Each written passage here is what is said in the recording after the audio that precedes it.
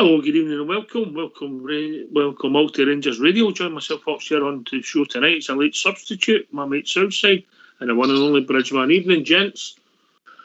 Evening, Oxchair. Evening, Bridgeman. And good evening to everyone listening this evening.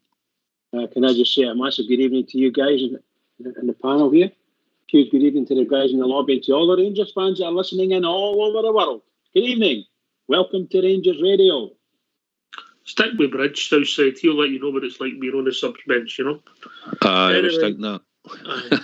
Anyway, thanks for stoning in, and also on a more serious note, hope everything's all right in the Rudy household. Unfortunately, the whole household's tested positive for COVID, and they've been watching one of their elder relatives. So all the best to Rudy and all his family, and I hope everything works out and they stay safe and get well. And you come, Bridge. Aye, yeah, I have to say that. I'm kind of repeat what you said there, echo what you said there to Rudy. Let's hope everything's okay with him and his family, of course, you know. Puts everything into perspective. You all right, Southside? Aye, mate, yeah, aye. Delighted to be on, but obviously not under the circumstances, so hopefully everything's all right in the Rudy household. So, aye, but apart from that, heard a wee talk about the game and that. It wasn't a great performance, but we got the result, and that's what mattered. It looked as if it was quite a good atmosphere. But again, the farce it is Scottish football, and I'm sure we'll cover that as the night goes on, Bridge. All the empty seats, how frustrating for that. When outside people are putting up signs, trying to get tickets, trying to get in, and there's thousands of empty seats. Somebody explain it to me. Can I also say, I saw something on the news, the Celtic game was on the news, or a wee snitch of it on the news, and I'll tell you what, they claimed that was a sellout. They certainly weren't at the match. They're not being fair, Bridge. The schools have just started back. It's nearly Mother's Day. You know, that's true.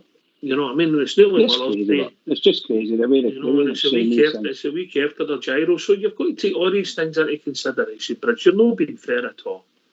I think it's. I think there's something going on insofar as they're not going to put our games on TV as much, the away games particularly. It's just not going to happen. We're on Saturday.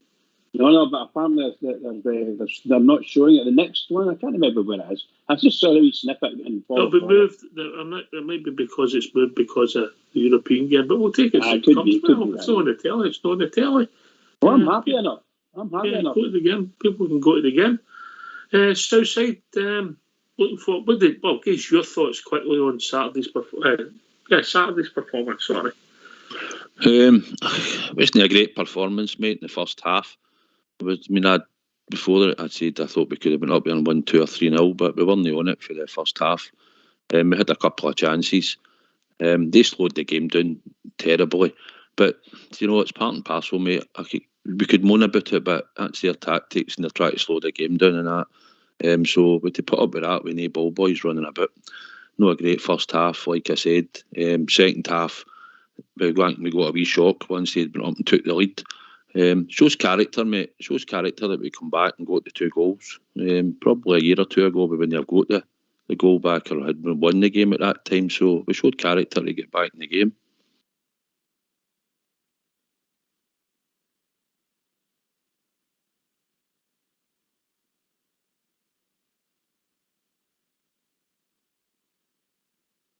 How was the scenes with away support when the Tabs goal went in Southside? I know in Fox household there was wild celebrations. It was bedlam, mate. In the stands, it was bedlam. Absolutely brilliant. I just hoped that when the ball fell to him and Kent played the ball across, I was thinking shoot, because we hadn't had many shots. But a fantastic goal, mate. Absolutely unbelievable. What a great finish. But like I said, we huffed and puffed it during the game, mate. We've huffed and puffed since the start of the season. But there's a lot of reasons for it. We can all understand why. But at the end of the day, we go to 3 points, and that's what matters, you know. We're top of the league. Right. Can I ask you two a question? Bridgeman, I'll not make it too hard. It's not like a quiz, right? Can I ask you two a question? Port Bear was on Saturday, and he gave Kent an assist for that goal. About a 2-yard pass inside and Tav done all. Is that an assist in your eyes? Just asking your opinions. Well, yes, it's technically speaking, it is an assist. He's the one that gave him the pass. Lovely pass to him. He could have screwed it all up. No, it was a lovely pass and Tav just straight forward and leveled into the net. So, to a certain extent, it is an assist. Right, okay. I don't have a problem with it. Man. He was involved in both goals. Let's put it that way. Yeah, okay. Are you swallowing that, Southside? Nah, not really. It was a pass across the park, wasn't it? And it looked like Tav could have crossed it in, but he went for the goal.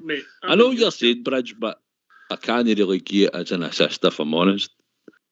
That's what opinions are for. Yes. But that's all the assists he would have claimed back in the day when he knocked the ball sideways and said I started that move. He's entitled his opinion, but but it was a good finish, wasn't it? It was some goal, you know. I don't think he's had a lot of credit for it. It was a fabulous goal, Bridge. Fantastic. Oh yes, outstanding, absolutely outstanding goal. I can't say too much about him because I just can't get all the words. That was just one of these goals. I thought, you know, when you think about it, I thought he's hit it too high. There would have definitely a sort of afterthought. And also, I remember standing at Ibrox and Tav took a free kick out in the left. So a similar type position, you know, at an angle at the goal. And it hit a similar ball. It went high and I thought, oh, for Christ's sake, he's missed it. Come on! And popped straight in there. What a fabulous goal. Turned out to be my thought process was totally wrong, as it was a wee bit yesterday. I'm so pleased to see it go in. So pleased. It's great.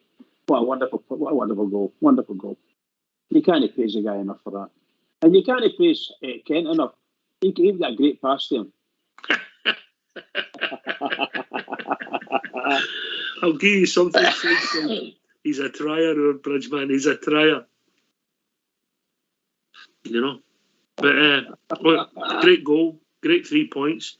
And we move on and we start building up to a massive game for us on Thursday because obviously we'd like to do well and get some more revenue into the club and ultimately we're in the section. We like to win it, Southside. Aye, it's great to get back into the group stages, into the Europa League.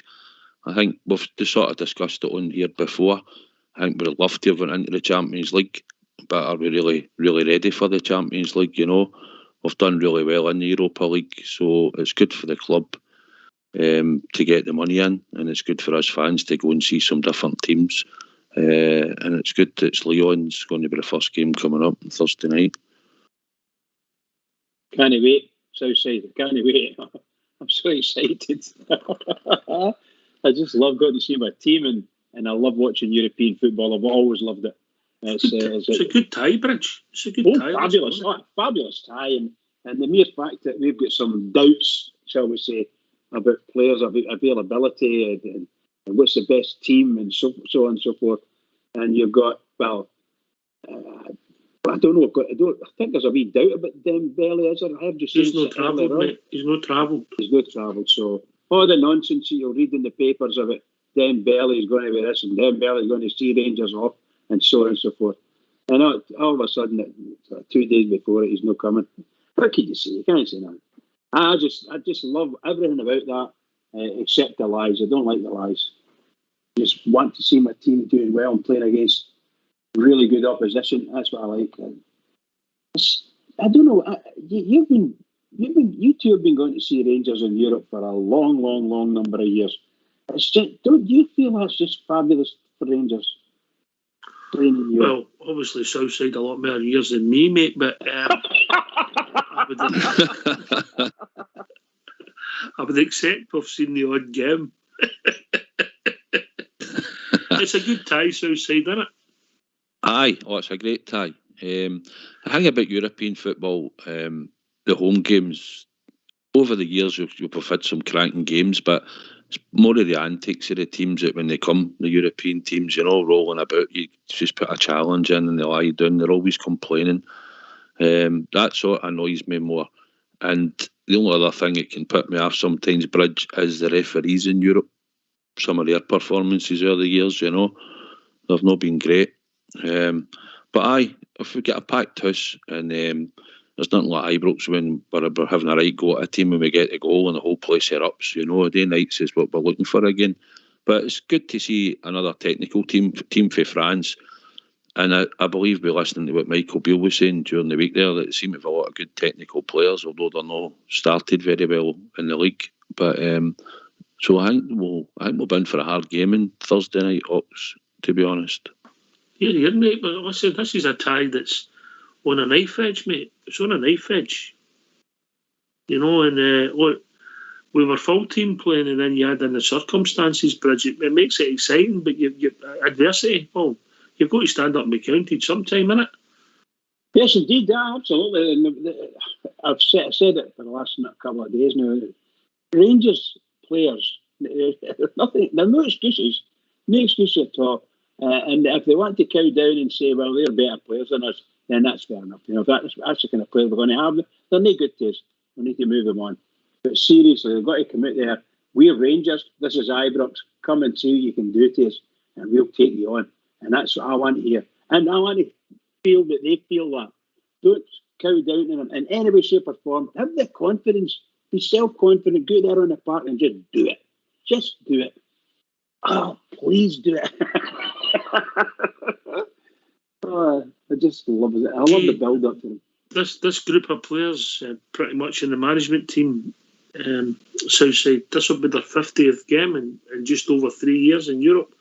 It's a remarkable record when you just say a couple of words. Progress, needlecorn. And then where we are now, it's a big turnaround. I know we went there again, but at least we won the tie. And progress, Aye, that's got to be the worst European away game that we've ever been beaten. Progress, needlecorn. Aye, when you look back to Steven Gerrard's first game with Skupci, if you probably have a look at that sort of time going through with the amount of players that we've changed, I'm just thinking off the top of my head, I'm sure. Do you want the team for that night? Do you want the team? The team like Skupci. Aye, okay. I think Daniel Candeias and that will be in it, won't it? And there's players. He's the team, we'll see if you've got it. But you'll see how quickly the squad's evolved, Ox, for that season, moving into the following season, into the European campaign. Obviously, we've kept a nucleus of players.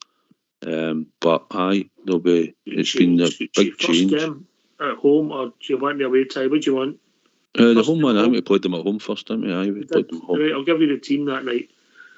Alan McGregor, Connor Golson, James Tavernier, Nicola Katic, John Patrick Flanagan, Josh Windass, Ross McCrory, Jamie Murphy, Scott Arfield, Alfredo Morelos, Daniel Candeias.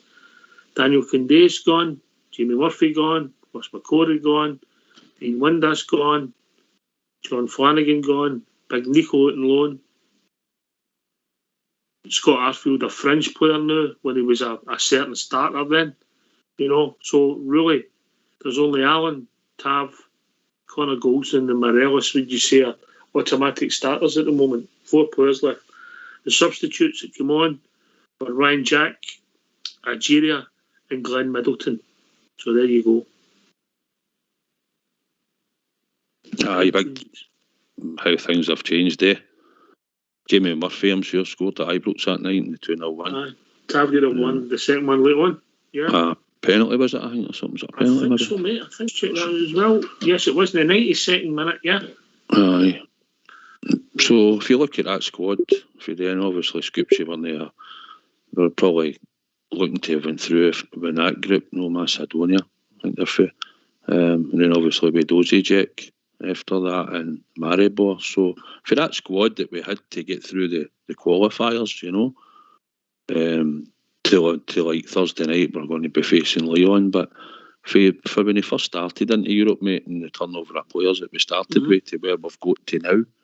That result against Maribor, that 3-1 home win, because at the time they were consistently a Champions League club, if you remember, Bridge, yeah?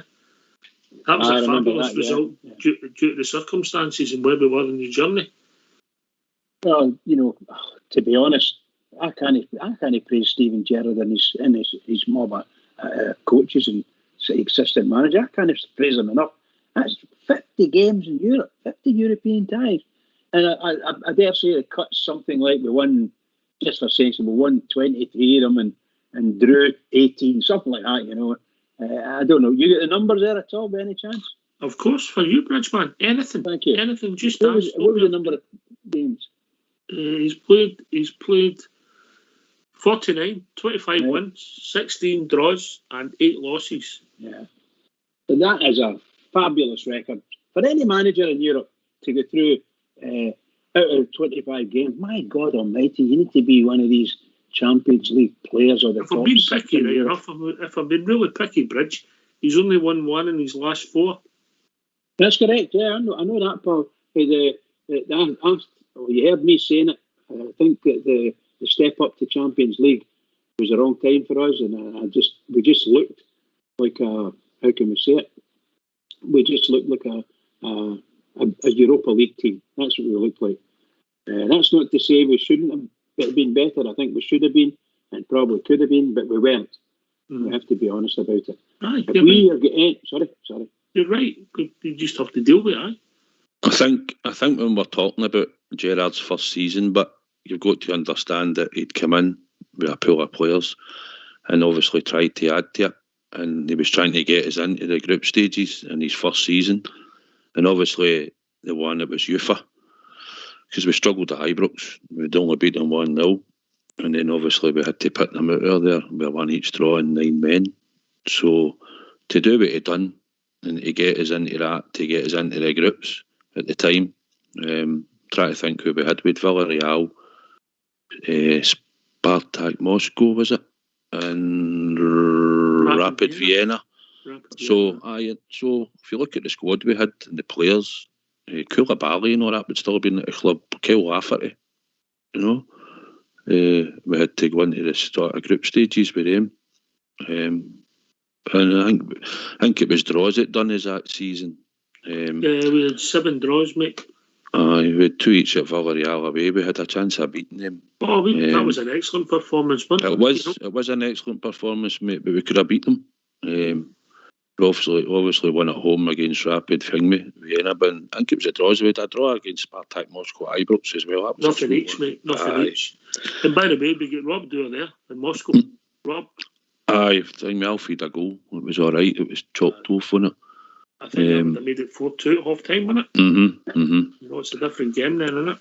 Aye, and we drew with Villarreal, I think, at Ibrox, which cost us that because we could have come out that group that season. I still think thinking back there, Bridge, we were all really pleased at where we got to in such a short space of time. Oh my goodness gracious! It was breathtaking the way the Rangers were playing, and the UFA game that you were talking about earlier there, Southside. I mean nothing each with 9 men, unbelievable. Oh, raise that to the rafters. What a fabulous performance from us! Fabulous performance. I just loved it. I love all these things. That's it.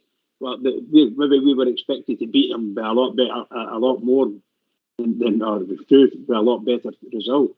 But seriously, coming away with 0-0 then, that really set us up for better things as well. I just love it. That's what European football's about. And you mentioned earlier about the referees, some strange decisions in Europe. That when you just mentioned Moscow, it was a shocking decision. It was a great goal by Alfie. No. Referee gives it offside, so nothing you can say. We're going to open the phone lines. We want to ask you these questions. Get in there, phone in. We're going to ask you the questions we'd like to have your thoughts on Stevie G's record in Europe. We also want to know, what would you do to better the SPFL, Scottish football on a whole? As the stories broke today, these teams don't do irony. There is Southside. They just don't do it. Anyway, let's hear from you. Why don't you give us a call on 0141 356 1972. It's your show, it's your platform. Let's hear from you.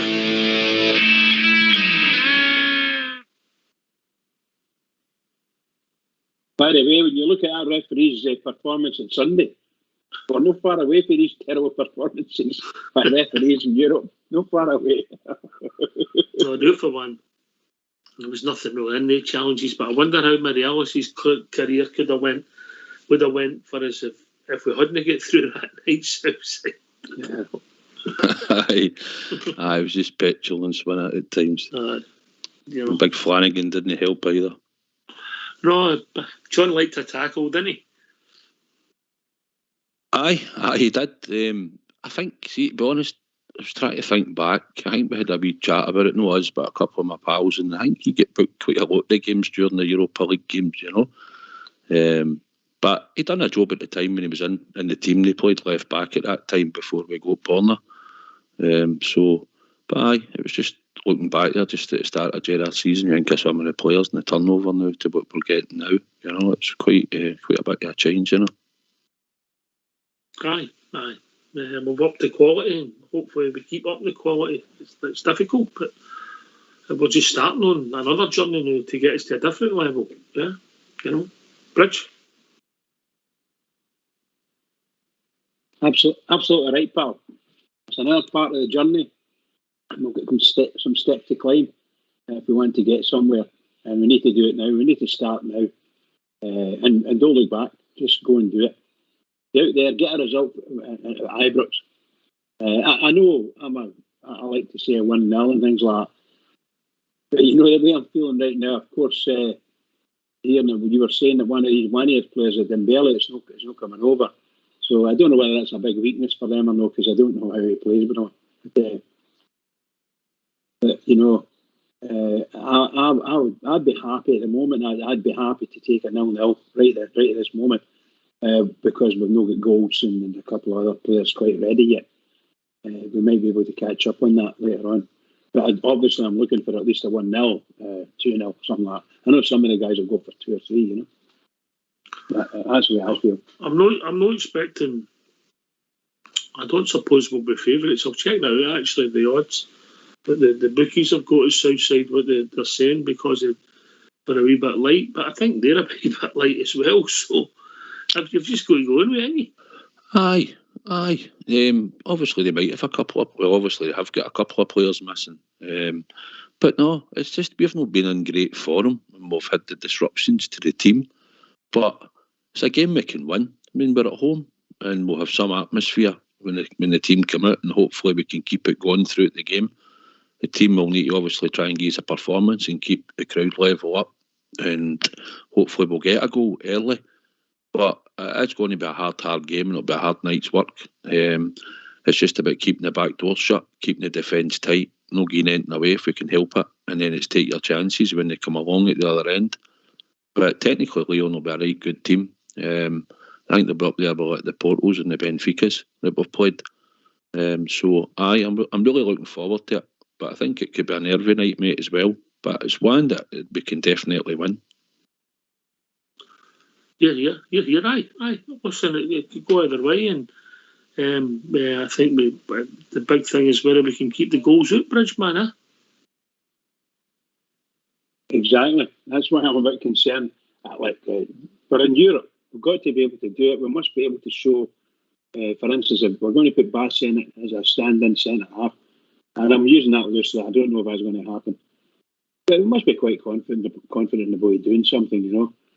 I don't even know if for instance, can Rangers appeal because of the COVID situation with them to get Jack, what's his name?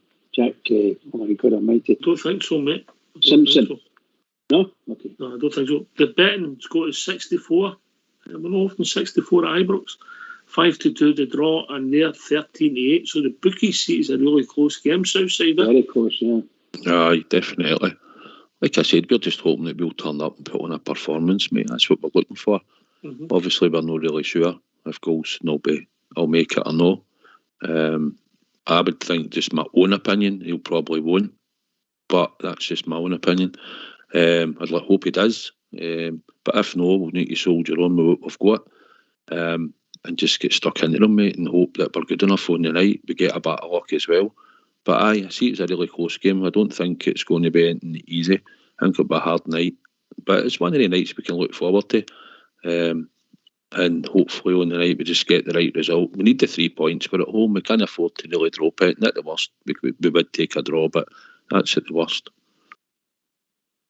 I get where Bridge is coming from. I mean, circumstances have conspired against us, but we've had wee bits and pieces like this all season. Hopefully we can maybe come out the end of it, you know. Bridge? Yeah, I truly hope that Goldson can make it. He's a massive player for us, particularly in Europe. He's not a bad game, not a real bad game for us. So he is a star and for us, and our defence is really built around him, truth be told. But it'll be a miss if they're not there. But as you said a minute ago, you're right. We have to go on and do it. We just have to go on. Get up on our feet and just go and do it. Let's see what happens. Time for maybe new heroes, Southside. Right. Well, we've got a big squad, mate. If you get called upon, we're hoping that you'll come in and do a job, isn't it? I just think we can't really be sure about a team. We could probably sit here and pick most of it. I heard you picking a team the other night, which was quite a good team. I assumed the worst there, mate, if that makes sense. Aye, it's hard to know to sort of gauge it. I've got a sneaky suspicion maybe Scotty Arfield might have a wee part to play on Thursday night. I know he's been a wee bit in and out of the team, but I think the manager trusts him, and I think he might maybe bring him in on Thursday night. That's just my own opinion, but Well, we'll see. Obviously, the centre back issues were big. It seems to be were big issues Southside. Aye, well, I think I spoke about that, didn't I, last week on the Friday. I'd said for the European squad, we looked as if we were just going to stick to the 3 centre backs and hope we'd be lucky with injuries or suspensions. And it's turned out that we'll have to use the auxiliary left back to come into centre back if need be, if Goldson can't make it. So, aye, mate, it's just something we'll need to go with and just hope that we play well on the night and we keep the back door shut. That's all we've got to hope for. If we don't concede, then we'll not get beat. That's a Bridge philosophy. One of the things that I was reading in Follow was that the young lad from the B team is young lad for the B team's been not been allowed to play. Apparently they're playing tonight. Is that right? Playing tonight? Anyway, is that the one playing against Ayr United? Is it? Well, I think we're playing tonight anyway, Bridge. Yeah, but I don't think there's a young lad centre half there called McClelland. Liam King's playing for the young boy at the B team tonight, and I think he was in the squad, but he's getting another game tonight. Does that give a wee snippet that Coulson could be playing there, Southside? It could be. My thoughts are that the rumour was McClelland isn't featuring in the B team tonight. Liam King would be the one, I think. There you go. So it's presumably they reckon he's actually with the first team squad.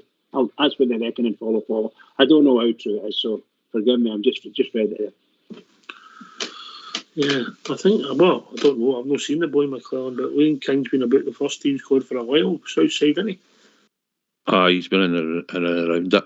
I don't know where I would fling him in. I think if Goldson doesn't make it, then I think you'd probably have to go with Bassey.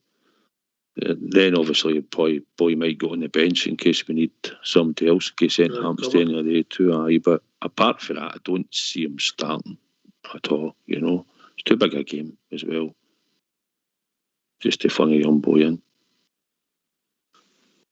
Well, I wouldn't want to fling MD into a European game, but I just think back to a few games ago when the young Patterson came on, and starred, so they just don't know. Then you just don't know. I just don't want us to go out there and make a complete and utter arse of ourselves. Excuse the language. No, Bridgeman. I know, pal. Yeah, apologies to everyone. We just have to compete, Southside. We have to compete and see what it takes us. We know that in Europe we get space and we can play, mate. Aye, see the thing is, Bridge, I think a lot of people might have been looking at Leon and looking at the league position now and thinking they're not very good. But we're in the Europa League now. And this is going to be a really, really hard game. Even if we were on form, it would still be a hard game. European football, you get punished when you don't defend properly, and we've noticed that since Gerrard's come in. We've been punished with the better teams in Europa Leagues in the group stages. We've still managed to win games and draw games and 2 each season, stuff like that, but we have been punished when we've not defended properly in Europe, and that's what normally happens. We've seen it over the years and years, even not under Steven Gerrard, but under other managers in the past. It's a better quality opposition that you're playing. We get away with it in Scotland to a degree, but in Europe we seem to get punished. So we're just hoping that the defence have a good game with the goalkeeper and we can keep it tight and take our chances when we make them. Here on that one, Southside, for sure. I think it could be an open game tomorrow night. I don't think French teams they're not known for their negativity, Bridge. You know, it's not like the old Italians back in the day. Aye, correct. I think that French football, I've always admired French football. I think very exciting football in the French league, some good teams. They're no fools, and they're not going to get an easy game playing against a French team, not in general anyway. So it's going to be shall we say, a puzzler for us to see how we're going to play and how they're going to play against us and see what happens. And we need to be on the top of our game if we want to go through, and let's hope we get there, because I would love, wouldn't you like to beat that mob at Ibrox? It's fantastic, it's brilliant. It would give a boost. It would really give a boost, because obviously it's good revenue for the club, Southside, and it's good. It gets you back, hopefully, a bit more momentum. Aye, this is what we're looking for. It kicked off last season for us when we went in a wee run. We had a few of the league games. We sometimes huffed and puffed, but we got the result. But Leon's French football, like you were saying, good technically, so it's good to come and watch that. Normally we'll go to Ibrox and we're sitting watching 9 or 10 behind the ball and we're trying to break them down. They'll certainly come out and have a go at us, and that's the thing that we probably have to adapt to when we go into European football for our league games. The teams tend to sit in and no bother, whereas we've got to force the play all the time. But in Europe, when teams are going to come and have a go at us, we've got to really be switched on, because like I say, in Europe you'll get punished if you're sloppy. But it's good for the club, mate. It's good for the fans. It's good for probably Scottish football that we're in the Europa group stages, and that's it, you know. But hopefully we're going to kick on, mate, and keep the coefficient points up and just get the wins, mate. We need about 9-10 points, and I think that'll be enough to see us through the group. Well, I think that we're getting fans into Ibrox, and it's getting full houses and things like that. And the club definitely need the cash. So we're going to have, another 6 games? Is that right? 6 games we're going to have? Well, we've got 6 games now, yeah? That's it, in the group, yeah. Yeah, in the group. 3 at home, 3 away, and then if you finish first, you obviously go through. Second, you play somebody come out of the Champions League. Third, you play somebody in the conference. Yeah. And fourth, I think you got a 3 toffee apple, Southside. 3 toffee apple, yeah. So we're going to have minimum 3 full houses at Ibrox. That's for sure. Minimum 3 full houses now. That type of cash. I can't remember how much I got. Is it £1 million they get? And about £1 million or more, Oxford. Well, give or take, mate, it's £40 a ticket. Then you take hospitality and the deer seats. Yeah. You know, you're in the padded ones and that. They're a bit more dearer, you know what I mean? I keep telling you, Bridge, if we want to up the revenue, we need to get rid of these pensioners. But nobody's listening to me. But is that going to give us £1 million per game? Oh, I would say $1 million plus. I would think the average spend will still be about 40 the time you take the real deer seats and the hospitality and augment that with the concessions and the children. What do you think, Southside? I think what a shocker. I think it's good for the sponsors. I'd also take the cheap Subway tickets after my just for the record. Will Subby still be running on Thursday night when it's time for the birthday game? Southside, you can't get a seat.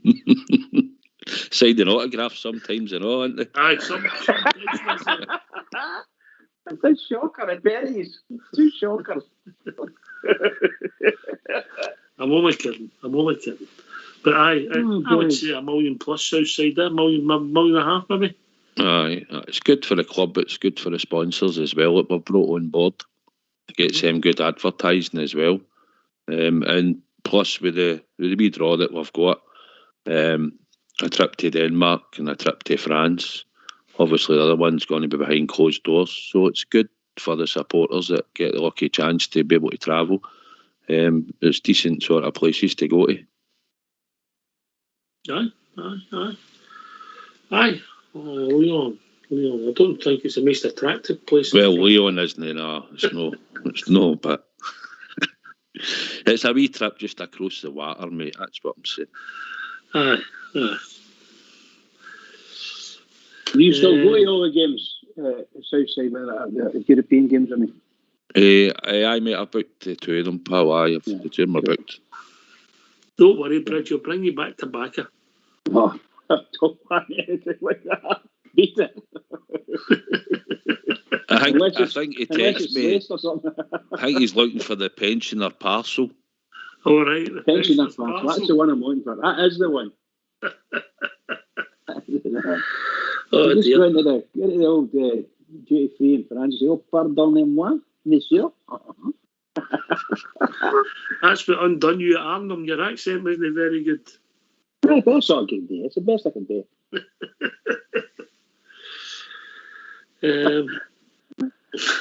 Fox. But aye, looking forward to it. We're all looking forward to it. Looking forward to a decent game of football as well, Bridgeman. Yes, I hope it's a good game. Obviously, we all do. And a good game insofar as we're concerned.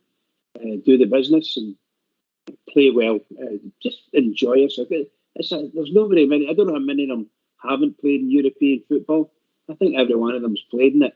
Maybe John Lundstrom's never played in European football. I'm not sure of that. But chances are there's a few that haven't. So here we go. Get in there and enjoy yourself. And this is what it could be like playing in Europe. Lundstrom has played. He's even been sent off. Of course. Well, sorry, I do apologise, guys. Is he still suspended? Was it a 2-match ban? Red card, was it? Or 2 Britons, 1 match? I think it was only the one. Right. Okay, aye.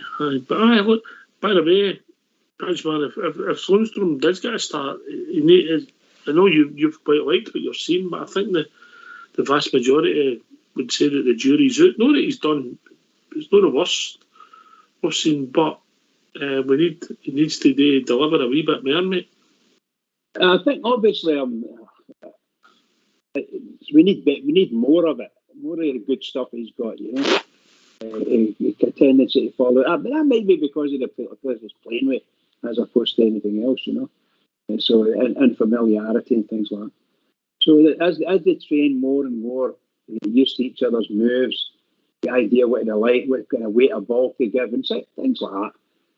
If it comes to that, I've got great confidence that John Lundstrom will make it for us. I really do.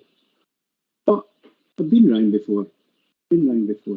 I thought Baxter would have said to stayed with Rangers for life, and he didn't. He's broken-hearted. Who was that, Bridge? Baxter, Slim Jim.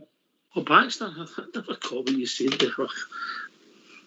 Let it go, Bridge. Let it go. I can't. The greatest ever player for Rangers. I mean, Southside, let it go.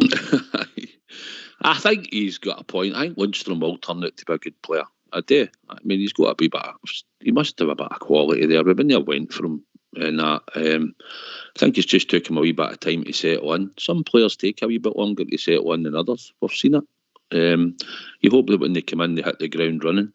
We've got to remember he did play in a different position at Sheffield Wednesday, Sheffield United. He was saying, I think he played sort of further up on the left or the right. But he's took that a wee bit longer to settle in. But we're looking for a big performance now. Some big performances going forward when selected. But it's happened. Sakala took a wee bit of time as well. He's not had much game time in and out. We need him. Hopefully he'll start firing as well. So that's all you're hoping for when the new players come in. They integrate quite quickly and they start to produce, you know.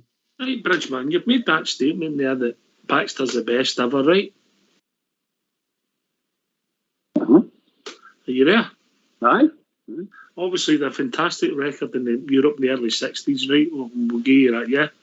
We competed quite a lot, and some people have said that if he hadn't broke his leg in Vienna, we could have went deep into the competition that year, yeah? Yeah, we've got a good chance to get on it all the way with that one. So if we say the modern era's maybe up to say 70, the old era's up to 75. Who's the greatest Rangers player for 75 then, Bridge? Wow, that's a good one. I dearly loved all the Dutch players.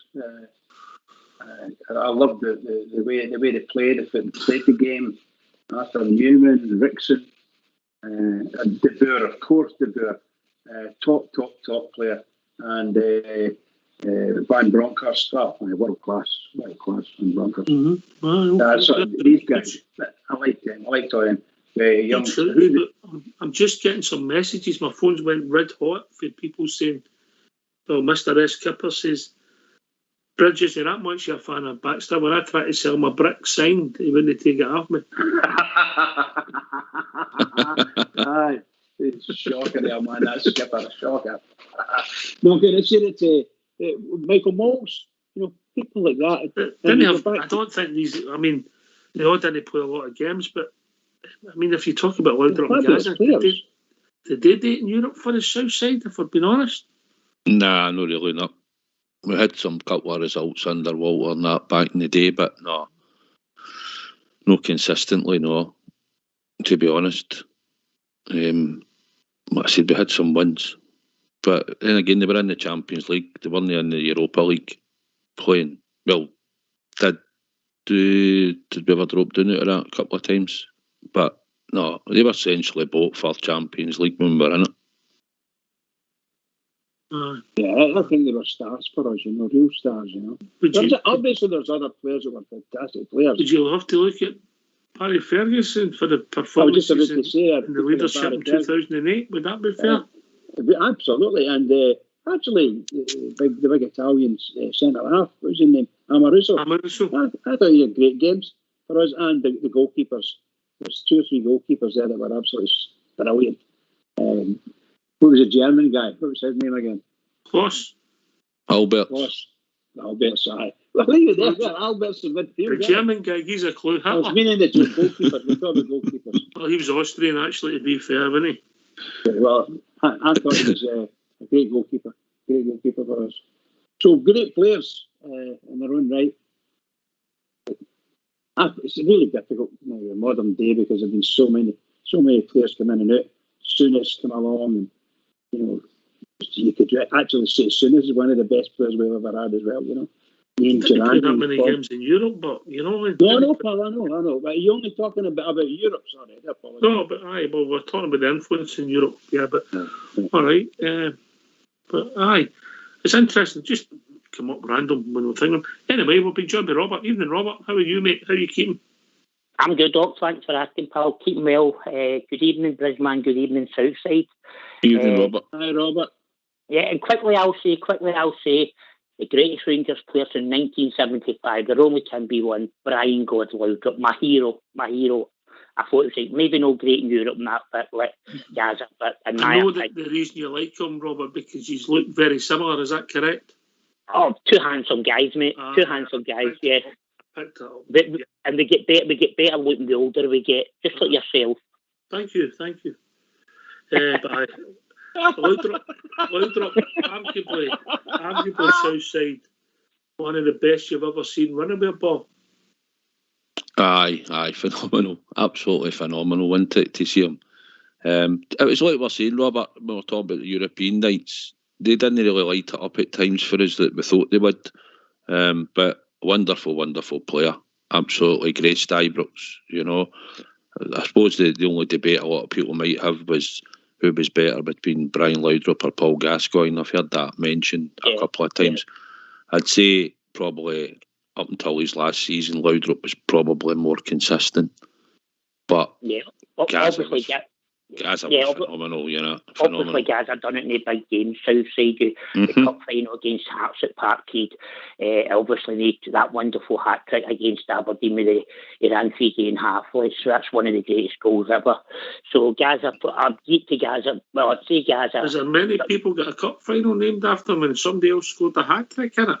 Yes, that's what I was just ready to say next. Yes, the Laudrup Cup final against Hearts.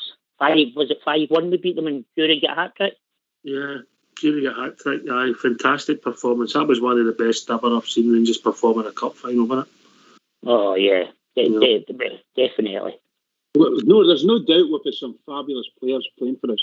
And probably, I hadn't even got to Gazza.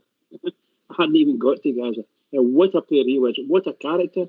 And I remember when he came to Ibrox and there was thousands of boys standing outside with their hair dyed white or blonde, whatever it was. Oh my God almighty, what a character that was. What a draw. What a player. Yeah. I would say that as a player, he's maybe arguably our biggest signing, Gazza. Definitely. But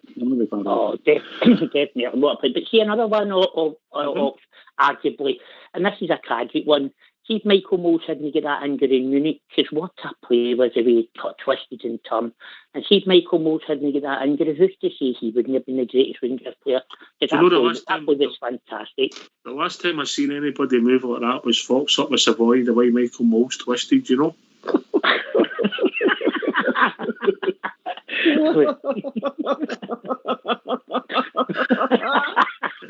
Oh my God, where are you getting them from? Don't make me laugh. You're killing my chest here. that turn that Mols done Southside, it was just I don't think we'd ever seen anything like it, had we? No, it was phenomenal to watch. He was some player. I think Gazza he'd been that big since he was so young at Newcastle. He'd been followed, and he had the hype and all that. I think Gazza probably had more famous player than like Brian Laudrup, if you're talking about just if you mentioned the names. But Brian Laudrup was a wonderfully gifted football player, absolutely. There's one, if you remember, I think, does he flick it for the byline at the post and flicks it and it goes right over Leighton Seed right into the back, hits the post. Aberdeen, wasn't it? It was a 3-8 draw, mate. I think he made that goal, scored that goal, put his 3-2 up, yeah. You ever seen a goal like your life for there, don't you? No. Unbelievable. Yeah, I loved a bit Laudrup as well. That's what a Rangers player's all about. As well as having all the skills and all that, he was just class. You never ever heard anything in the newspapers or the TV about him, the way he dressed and everything. He was just the perfect Rangers player. That's what Ballstruth installed in your club. Class, and that's what Laudrup. And that's what I loved about him, as well as his skill. The guy was just class on and off the park. But the trouble with some of the players is they never had longevity. I say Ian Ferguson with 10 leagues, 3 Scottish Cups and 5 League Cups, 18 trophies, you know, phenomenal. Then you've got Super Ali as well. He'd be thrown in the mix. Don't discount him, mate. You can't take it away his career. A Super Ali won more trophies for Rangers than any other player, including Ian Ferguson. Ali was part I don't know if he got the 9 in a row. That's something I need to check out because he had a couple of bad injuries, didn't he, Southside? He'd one with the broken leg, didn't he? Love that. That was the day, if you remember, Robert, they couldn't even fill their end of the north enclosure. Exactly. That showed you how the greatest supporters in the world fill their grunge, you know. Their end was all You're not being fair, Southside. The schools had just started back. Mother's Day was coming up. The same as Saturday, wasn't it? Oh, mate, I watched the highlights in sports, and I don't normally, but I wanted to watch the first half because Zach Stevens was going on about, they'd done everything apart from score, and their chances were half chances, so I'm not going out. But that's the thing I noticed, and Bridgeman touched on earlier on. There's thousands of seats empty up. There's no way that was a sellout, but That's the usual rain, isn't it? That's the usual rain. Just like Rangers kid involved in accident. That was a cracker, wasn't it, in that Daily Record? Imagine putting a headline like that. Poor young boy's been killed and they put a headline like that. Absolutely shocking. Yep. I want to get nine League Cups. How many Scottish Cups? Quick, come on, hurry up. How many? Three. Yes, I always say 3. One. Oh. Once when, but I'm trying to think when that would have been Scottish. You aren't very good at these questions. Yeah, Bridgman's coming in there, wouldn't you, Bridge? Bridge, did you not listen to Mastermind? The Scottish Cup would have been the treble season 92-93. That would have been the Scottish Cup. No? Remember he hopped about on the park with the crutches. So when was the Scottish Cup one? And the year before, mate, against Airdrie, I think he scored, didn't he? Right, so it was, Airdrie, wasn't it? I think you're right, yeah. Mm-hmm. What a player, wasn't he? What a player. That wasn't exactly what the Hearts Cup final, the Airdrie one. That was a poor fest. No, that's a poor top final, wasn't it? That was a poor fest. We've been blessed with some fabulous players. Where do you use Southside and Robert? Where do you rate Ian Ferguson? Ian and Barry Ferguson then? Ian Ferg, 2 different types of players. We got to remember when Fergie came to us, he was an attacking midfielder, and soon as sort of tempered him into a central midfielder, ball winner, sort of pass it on to other players. Barry, I thought Barry Ferguson was an outstanding player for us. I thought he had everything. I know he's not everybody's cup of tea, and I think sometimes once you hit the media and that, it turns people off players. But I thought Barry Ferguson was absolutely brilliant. He came into that team at his age and amongst 8 players that had played in World Cups and European Championships and Arthur Newmans and that, and had his own, because I think Walter was holding him back. I think he was dying to get in the team, and then Advocate seen it and put him in. So 2 of them are wonderful players, mate. Absolutely wonderful players. Ian Ferguson won 9 trophies, won the cups, and that was done a great job in midfield. Was a winner. So I hold him up there, mate. As one of your better midfielders that we've had over the last 30-40 years. Both of them. Definitely is up there, mate. For me, anyway. Mm-hmm. Robert. Oh, this is a hard one for me because I got to kind of know a young Ian Ferguson, dropped him off, and my TV said to me we're playing a big cup final on Saturday and I could only choose one of them. That would be really hard for me, but if I was pushed, I would need to pick Barry. Just because I thought Barry was a fantastic player and a fantastic captain.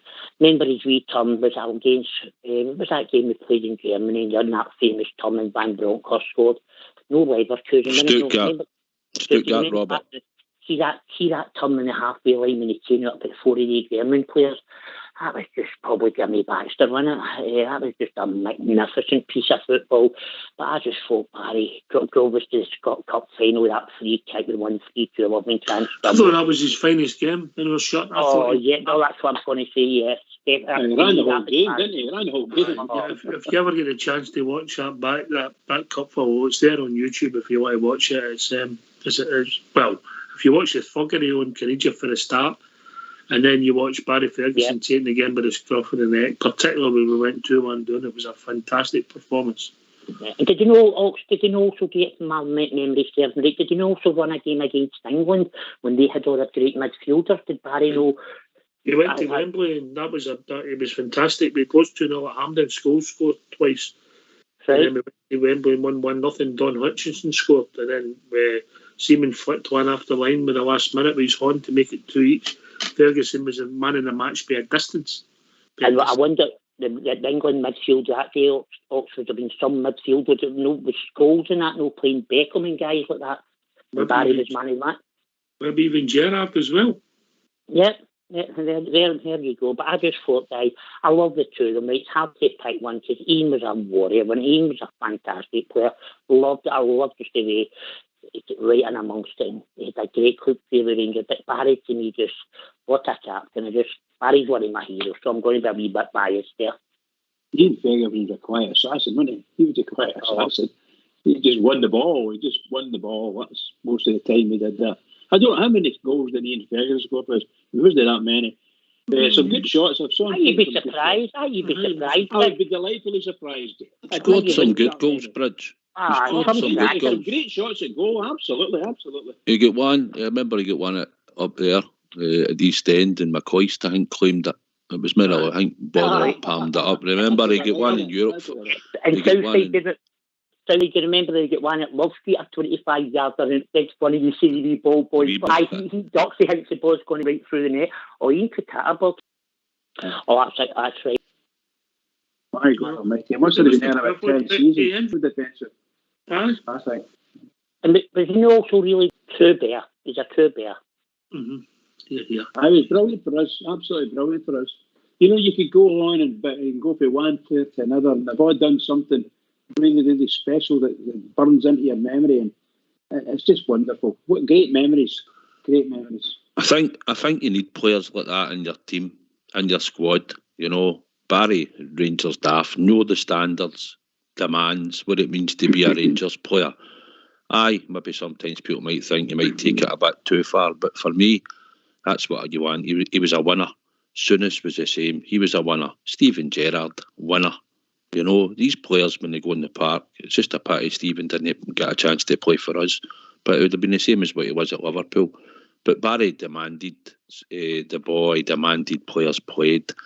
It was a will to win, drive the team forward, keep the standards. So McGregor's got it. Probably Stephen Davis has got it to a quiet extent. I don't know. But these are the type of players that are winners and will demand that the rest of the squad cut up to that sort of standard, because they're playing the Glasgow Rangers, you know. You can't let the standard slip. Yeah, it's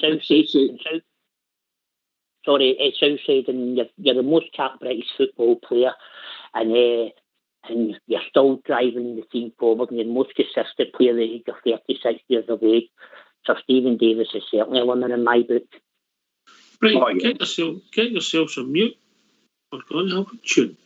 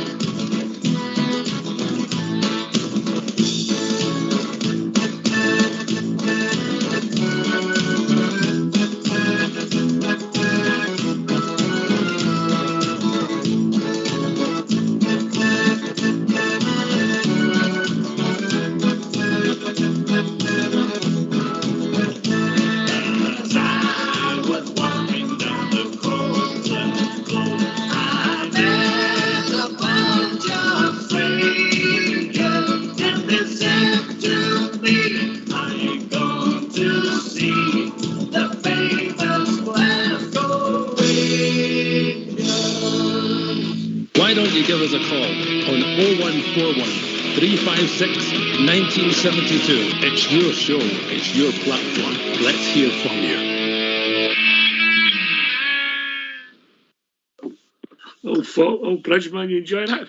Oh, brilliant. Where did What you was get that? that The from? Gay That was a Gordons, tremendous version. That was a great version. What did you do? The Gay Gordons stood up. Oh, no, I just sort of marched round the table tonight. Oh, that'll be the dashing white sergeant, and he's been doing. I was skiding across the scullery. Oh dear. Fox, that was Fox's choice, by the way. Just for the record, all school processes take nothing to do with that. Oh dear. Where are we? Right, okay. Oh dear, sorry. Just some old school play. But aye, some great players, but talking about guys that always play well. We've been joined by Jim from Paisley. How are we doing, Jim? Come on, Jim. Speak. Aye. Sorry, you're having problems tonight. Nothing working in here tonight. Whether you work. No. There's nothing working. Every time I try to put you on again, I keep saying but again, so it's not working properly. So I have to phone the Fox is even going. Well, you're on now, mate. Here's Southside want to speak to you. How you doing, Jim? How you doing? All right, mate. Aye, good pal. Right? Is everything working all right? You're as clear as a bell. In fact, you sound better than normal. Well, good for me. No, I was listening to you all talking about different games. I'll tell you something. You've got some memories, a lot of you, man. I said something. I can remember what I did yesterday. But I remember you were talking about the goalkeeper. But you forgot about one fantastic goalkeeper we had one day, an Old Firm game, and I think the goalkeeper got sent off, and Graham Roberts came on. I thought he had a fantastic game, had the goals. Aye. Was Graham Roberts who was the next player to play in goal for the Zootfield player? Would that have been Ross McCrory? Aye, never let it go. Aye. Can anybody think of anybody else? I mean, obviously he played in goal before his brother. That's a two. He played in goal and no host a goal. If you want to go back, I'm sure Derek Johnston played in goal, didn't he? Right, okay. There's one for you maybe to look for. Right, okay. Oh, take your word for it. I've seen you a lot older than me. Gary McSwiggan no gone to Gary McSwiggan no going once. That rings after some jogs my memory. I could be wrong. Here. Oh, Gary McSwiggan, team the clubs want, but I'm probably wrong.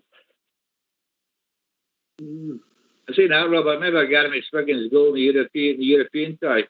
Oh, the header against Marseille, fantastic. And Rangers had half a team that night. You remember half a team were out injuries or suspensions, whatever.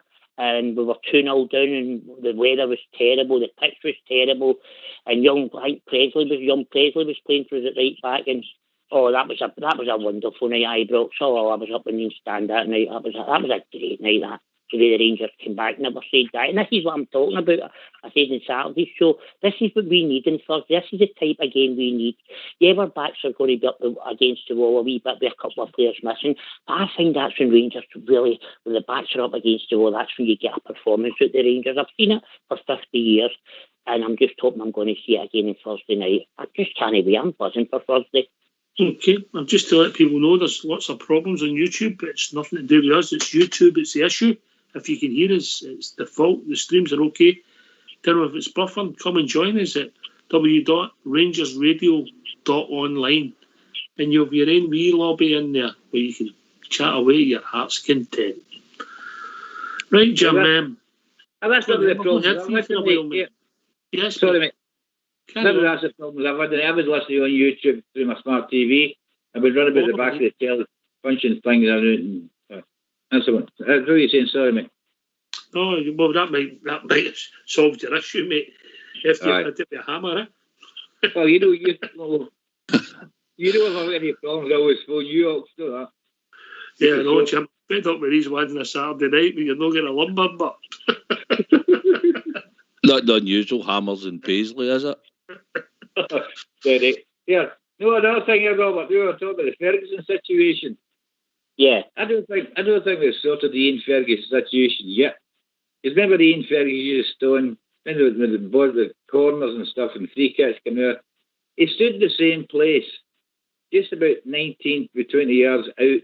The ball was land to him. He could hit the ball, Ian Ferguson. Oh, definitely. A pile drivers is definitely to hit a ball, Jim, you're right. How many other Fergusons have played for us then? How many other? Eric. Eric. Well, for two Ian Fergusons, the one that came to Carrie for Dundee. Well, for two Ian Fergusons, yeah. Ian, Derek, I think. Barry. Alec Ferguson. Alec Ferguson, yeah. Duncan Ferguson. Duncan Ferguson. Aye. He got dubbed up after Ruth Rovers game, didn't he? Big Duncan. That was a liberty, absolute liberty. Aye, definitely. I mean, only tell how he went to some. Is there two? How many's left, Docs? Two men, mate. Two men. Ferguson. Somebody said Eric Ferguson, the Bonsie boy, didn't he? Aye, said him. Alex Ferguson, Barry Ferguson, Derek Ferguson, Duncan Ferguson, Southside said Eric Ferguson, Ian Ferguson for Dundee, Ian Ferguson for St Mirren, James Ferguson in 1912, I didn't expect you to get, and Shane Ferguson on loan for Newcastle. Oh, that be Irish boy, innit? Northern Ireland boy. How did Bridge not get that one for 1912?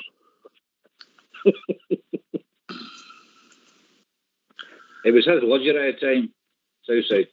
You're still a shocker, by the way, Southside. You're still a shocker. Here, Bridge. Everybody thinks it's me, but it's the rest of them. Actually, it's you and all. You should have remembered Shane Ferguson. You had him in your Northern Ireland players, remember? I put him in, yeah, and I annoyed somebody, didn't it? I did. Imagine leaving Jordan Jones and Andy Little. Terrible. Jordan Jones, aye. Oh, don't you be slanging at Andy Little? I got a wee video message for Andy Little when I was on holiday, and it was absolutely fantastic. But wishing me a speedy recovery, and fantastic! Just a typical bear. That boy was unlucky, wasn't he? Oh, his career fell for him at the wrong time, didn't it? And then obviously injuries caught up with him quite as a relatively young man, but he always comes across as a right decent fella. Aye. Did you score 16 goals or something one season for results? Run about that.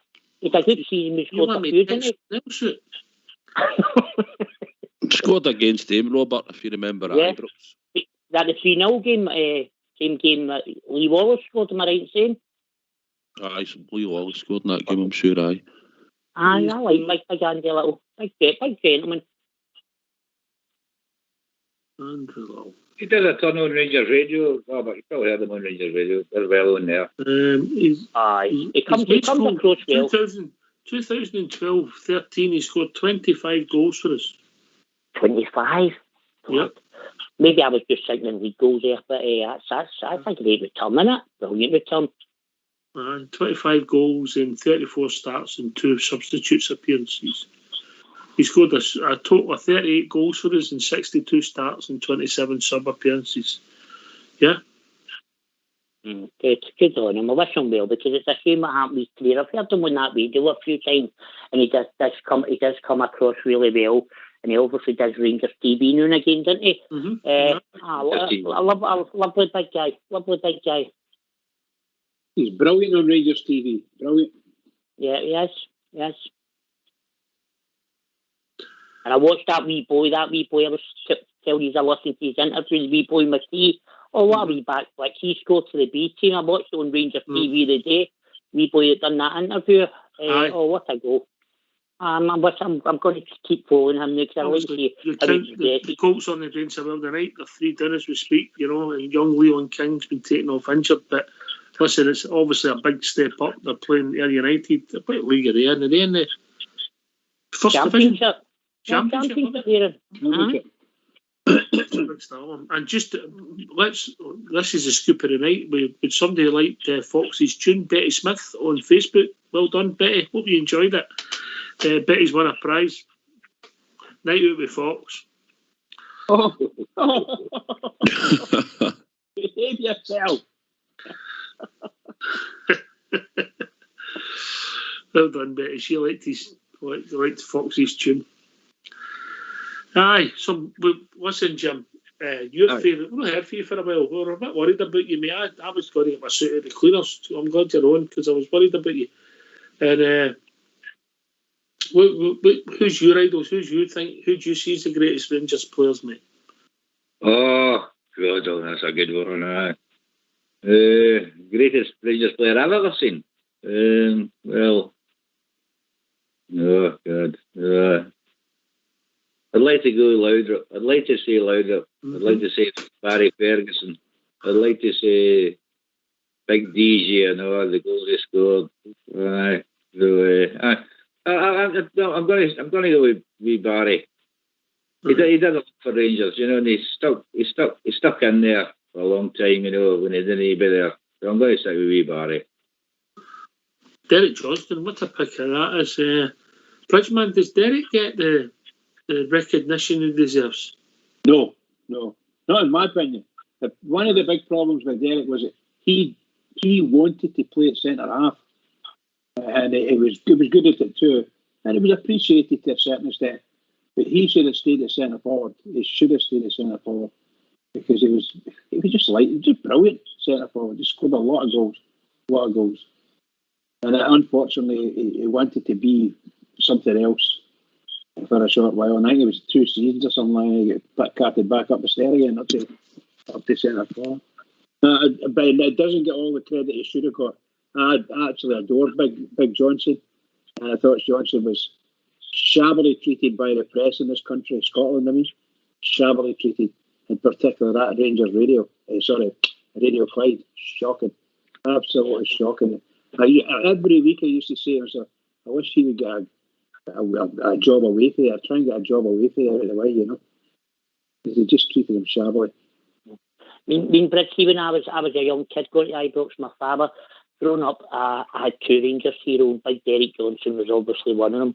And see the other one, and I don't think he gets the recognition, Alex McDonald. See Alex McDonald, what a fantastic player.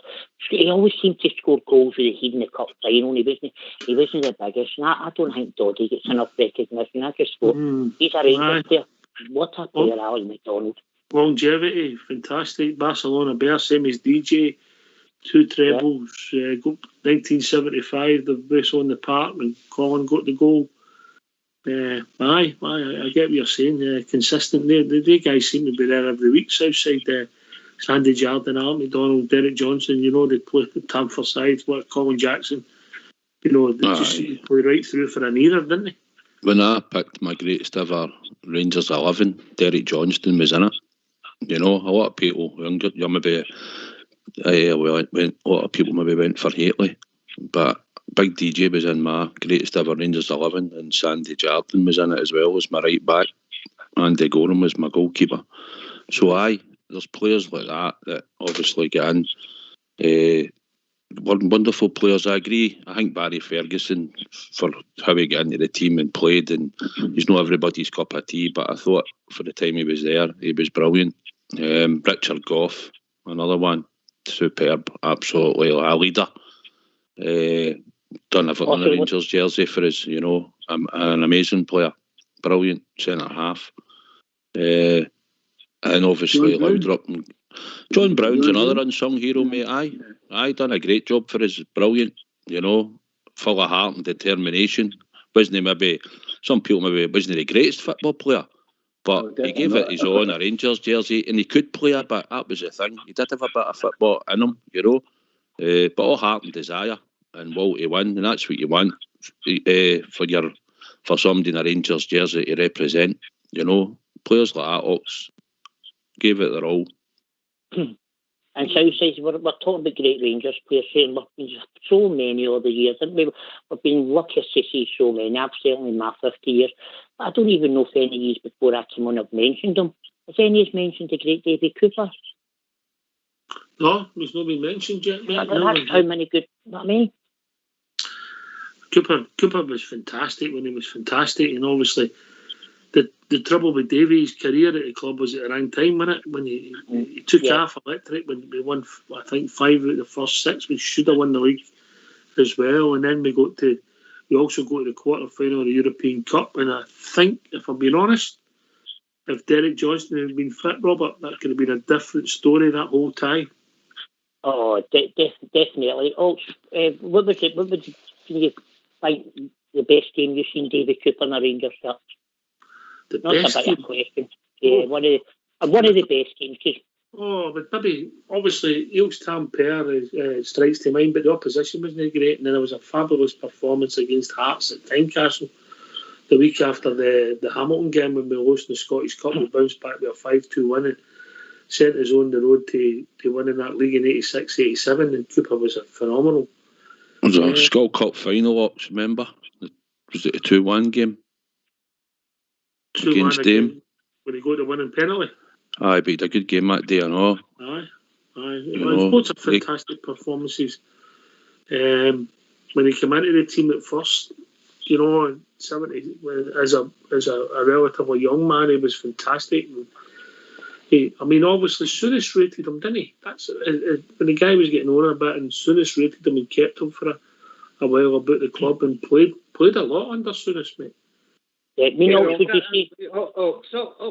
loved him. Aye. I think Souness loved David Cooper. Aye, fantastic player. Greatest ever. Would you say that's why it taken us 3 times to beat them in the Scottish Cup Clyde Bank? Remember, it taken us something like 3 games to beat them. David Cooper was outstanding in the games. 76, 77, something like that. Yeah. I was at all the games, and I'm sure it taken us 3 times to He scored direct for a corner, Robert, if you remember, for Clyde Bank against us, I'm sure. That's correct. You're right. But you might be able to help me out here. I remember a game, I'm sure. It was a horrible night, midweek game down at Kilmarnock, and I'm sure he scored 4 goals or something, and they won like 5-0 or something. I could be wrong, but I always find he's my memory when I was young. I remember being doing it. I'll give you the date. I think I answered that. It was he never scored a hat trick, I don't think. I think he scored doubles and quadruples, mate. Let me see if I can get that. Aye. Get that for you, mate. I'll get the game if you give me a couple of minutes, mate. I'm sorry, Ox. That's all right, Robert. I think you checked that out before, Ox, didn't you? Anything for you, Robert. You know what I mean, Jim? Nothing better today. Oh, brilliant, mate. I'm having a brilliant night here on Rangers Radio Night 5. It's like Robert, it's like some other players that we've had that probably don't get recognition, but to see them sometimes, you think back to remember Gabby Amato at his time when he first came in. Yeah, see that guy with pace. What a player he would have been if he had pace. No, another one, Southside. I think was a bit underrated, but a great player. Maybe not very loud up that, obviously. I thought Shota Ravalaxi was a brilliant player. Aye, good shout, mate. Shota scored some big goals in big games. Yeah, dead skillful, but as well, dead skillful. See, mate, Daniel Kuzan as well when we had him for a short time. Don't know what was wrong with his head because I thought he was stayed, but he had a game up there at East End of Glasgow and he terrorised them that day. I think he scored 2. I think we won 3-0. And Mark Wilson was chasing him down the London Road at 7 o'clock at night. Remember that game? That was a game. Mark Wilson still chasing him down the London Road. We've had some great strikers, Mark Gately, Pally, like Pally and the King of Ibrox, Brilliant. Just at Ellen Road here, Southside Ellen Road. That night, Ellen Road. Aye. Gately. And do you know at the time, Jim, the great Dennis Law said Ali's diving header was the best goal we'd ever seen in Europe? That's what the great Dennis Law said at the time. What a goal. It was the best goal I've ever seen in Europe because his diving header. It was away in a League Cup quarter-final, leg 1. Alan McCoy's Davies Cooper scored 4 goals in a 6-1 victory away to Kilmarnock. The other 2 goals were scored by Super Ali. Wasn't he there then, was he? 82? Oh, no. Ali didn't come to about 83, didn't he know? I don't know. I was at the game. I know that's the game I always remember. And he was outstanding. And the other 2... I'll give you the team, right? And I'll leave this guy out. Jim Stewart, Dave McKinnon, good friend of the show, Ali Dawson, the late great Ali Dawson, John McClellan, Craig Patterson, one of Southside's favourite, Jim Bett, Davy Cooper, Robert Pritz, Derek Johnson, Bobby Russell, and one other. Gordon Smith. John McDonald. Oh, John McDonald. Brilliant. Aye. But Davy Cooper, I mean, was he the class of Laudrup and that? I don't know. He had some fantastic performances. He was a top player. And obviously, he'll always be remembered because his longevity with the club Southside, and obviously the way he left us, mate, it was tragic, wasn't it? Aye, definitely. A wonderful, gifted player. I think just at that time we're in a bit of transition at times, and I think if he came, he is probably, if he'd been 10 years younger when Souness arrived, I think you'd have seen an even better Davy Cooper for what we'd actually seen, you know. But Robert, he was a gifted player. Look at some of the goals Aberdeen in the cup final at Hampden. He just drilled that. It was coming back out as late and was hitting the bottom of the grass, you know. And big goals against Dundee United. How the hardest you've ever seen a ball hit? Well, aye, mate. Well, he drilled one, if you remember, against. We went out in the cup, but he drilled one at Ibrox against Hibs, if you remember. Aye, semi-final. Aye, that was a cracker as well. But the one against Aberdeen was unbelievable. You could hear the ball, that hiss when it hits the back of the net. And you're right. Leighton was still going down. Wow, yeah. What a shot, what a hit. And Bridgman, the two pieces of magic we'll always remember is we running that European game and he laid it on a plate for Robert Fleck. And then obviously the greatest Rangers goal I've ever seen, and the greatest Old Firm goal, 1979, the Driver Cup final. Now, see that was like Maradona or somebody they flipped over the two Celtic players' head, and that was just magic, that goal. And as we run in Europe, and Robbie Fleck just saw what and he's retouched through to Ian Durant when we beat them 1-0 at Ibrox. Oh, the guy was just phenomenal. Loved him. Loved Davy Cooper. I remember we John McDonald, John McDonald, Big McCarthy. Remember they were playing together for a season or two, or maybe a season. They terrorised us. We weren't competing in the league then, but I mean, we were spending a lot of money in real terms on the stadium then, Southside. Aye, we weren't spending large amounts, but if you remember back then, the transfer fees weren't that high at the time. I think Colin McAdam, Jim, cost us about 160,000, I think, back then for Partick Thistle. I remember we signed Ian Redford, would have been running about 210,000. And then we signed that big idiot for Hibs, Patterson, for 225,000, and that was the record then at the time, you know. So, nowadays there wasn't big transfer fees and that, you know, but we were buying for the Scottish clubs what we thought was probably the best players at the time, wasn't it? Exactly. Absolutely. I think you're right there. I wouldn't disagree with that, man. But I remember I was against them to terrorise Selly that day. I was walking, I had to walk through them because we were parking our motor at the defence club, walking through the Celtic mob, and had them on moaning about McAdam and McDonald. That great day, walking by all that mob. Oh, that would have been when I think Colin McAdam scored 2 against them when we beat them 3-0 at Ibrox. I think it may have been all year. Fantastic day, good old days. Fantastic days. Aye. But with some marvellous players, you know, marvellous players. I think Bridgman, you liked the Van Bronckhorst, the Boers of the world, didn't you?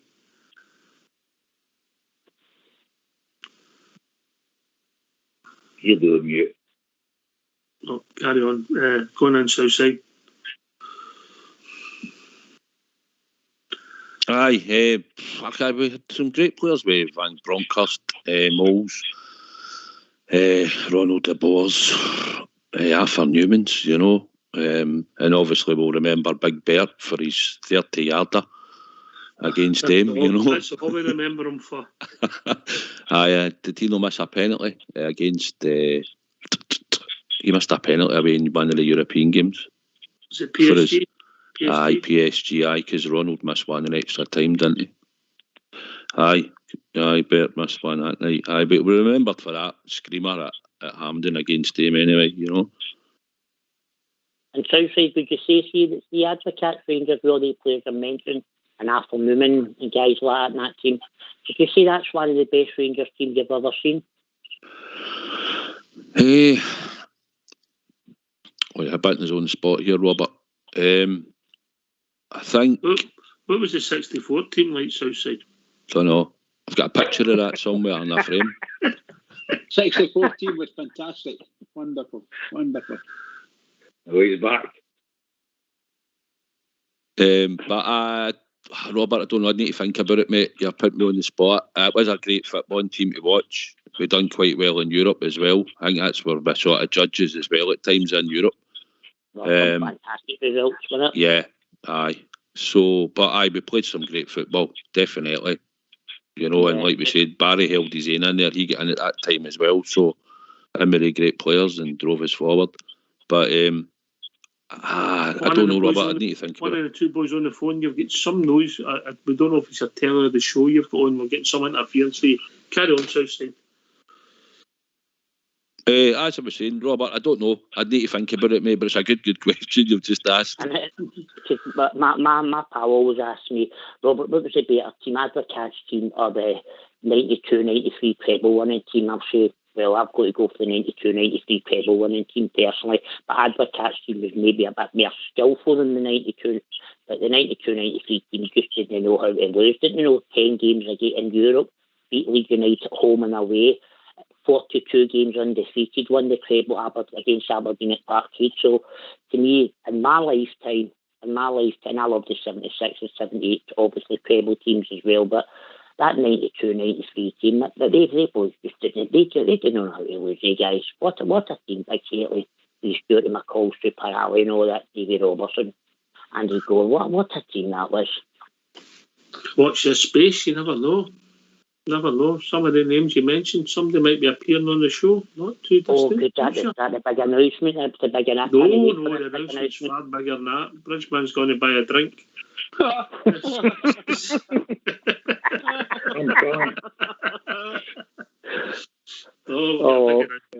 a shocker. No, we've got an announcement coming up that some are working on, Robert. It's we hope it catches the imagination the listeners, yeah. We hope. We're working on it. But we just want to get it right, yeah. Oh, and you all, mate, you're doing a fantastic job as always, and I know I'd be confident you will get it right, and I'm really looking forward to it. Right, okay, so I can't believe nobody mentioned Peter McCloy, but there you go. Big gas me.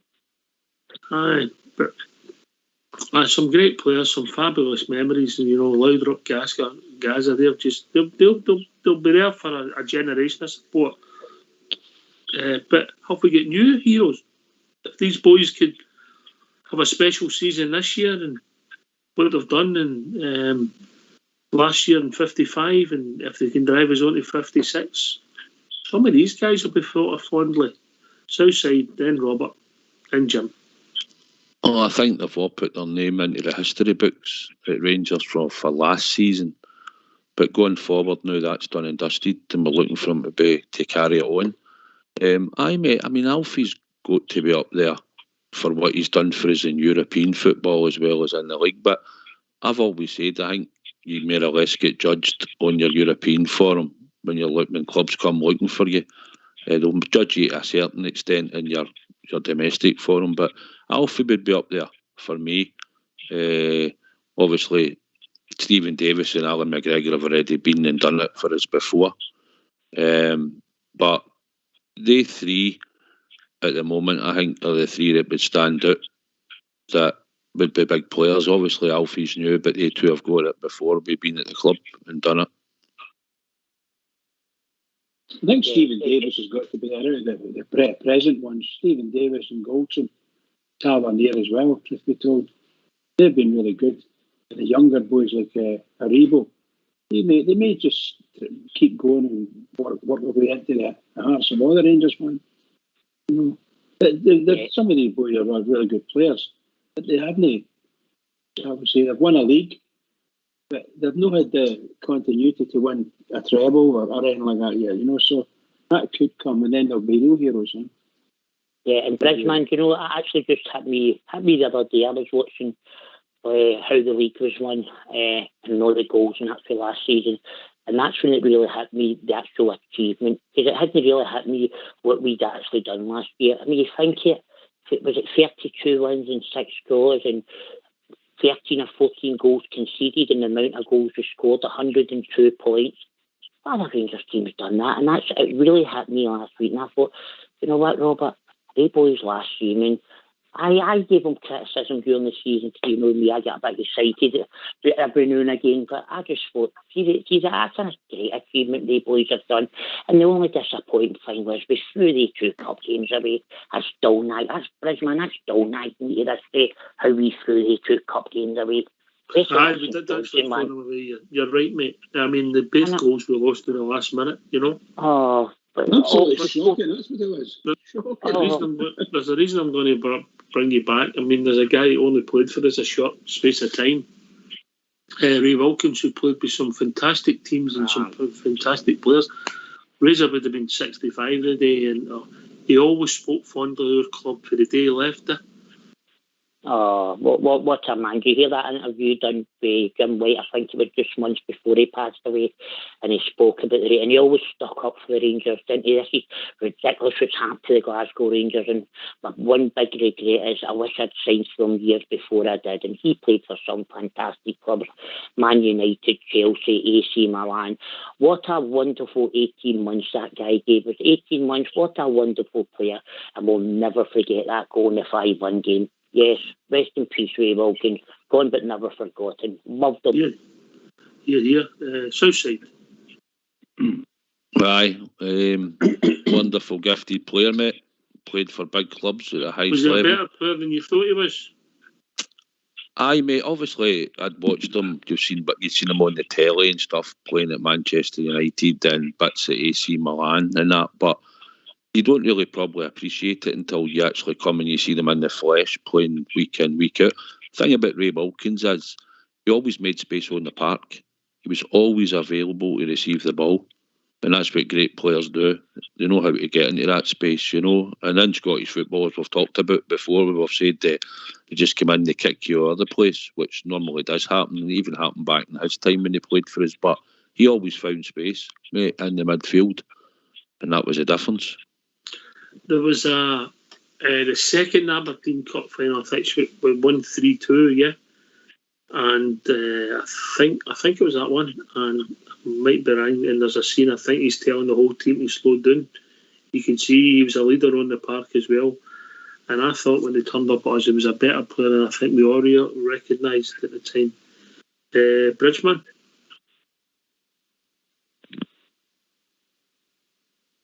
Who was that you said there, Oxford? Okay, it's all right. Hey, Oxford, I had an interview with his son after Dave Wilkins died. And he obviously the boy's been all over the world with his dad playing football because he was playing football. He had to travel with him, obviously. But his boy had said, I don't know whether it was on YouTube or something, an interview, they said that was the best time in his life when they stayed in Glasgow with his dad. Right. Brilliant. Aye, one of the guys will, again, took to his fast too soon. Quite a tragic tale, actually, Razor's tale as well.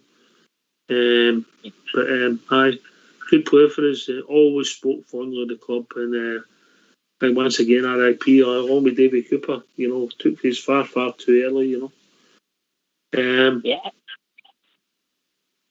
You know, but we look back fondly at these players, and I think the great thing that you've got now is you've got all the coverage, YouTube, and people can look at the games they played for the Southside. It's different for maybe when guys talking about players for the 50s. I mean, fabulous players, but there's no real footage. Aye, mate, that's a good thing about YouTube now, and obviously when you've played some big games like they have, over their careers. And it's probably, I mean, there's no many British players that have left and went abroad and managed to succeed. You know, there's a good few tried it, but there's not a lot of them. And it's good that somebody like Ray Wilkins, you'd Mark Cately, Glenn Hoddle, you know, you name the 3 players just for a start. You know, you look at the quality World Cups and all that they've played at the highest level for England, played at big clubs in England and abroad. So it just shows you the calibre of a player like. Now, obviously, we had Gately as well. But players like that, mate, that have came and played at Glasgow Rangers, and we've had the chance to see them.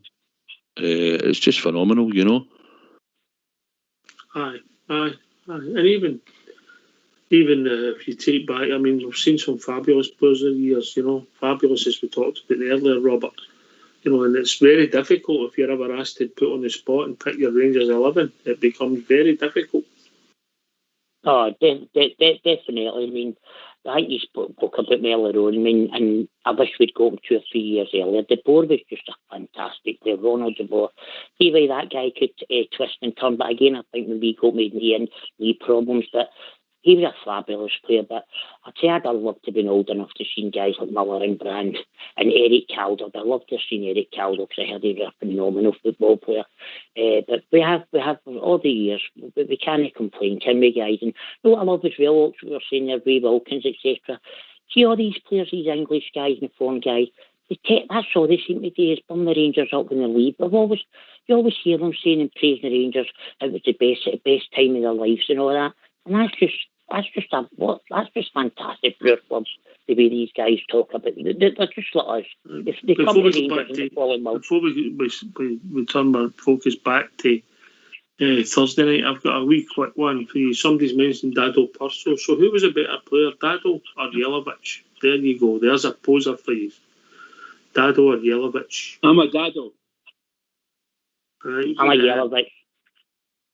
Jim? I'm a Dado, man. All day long. Right. Okay. Southside. I'm going for Dado. I think he was harder worker, grafted, and plus he carried that injury as well on his knee. But don't get me wrong, Jelavic was really gifted as well, scored some amazing goals. But Dado shaded it for me, mate. Right. Okay. Dado came in and won the double, the league and the League Cup.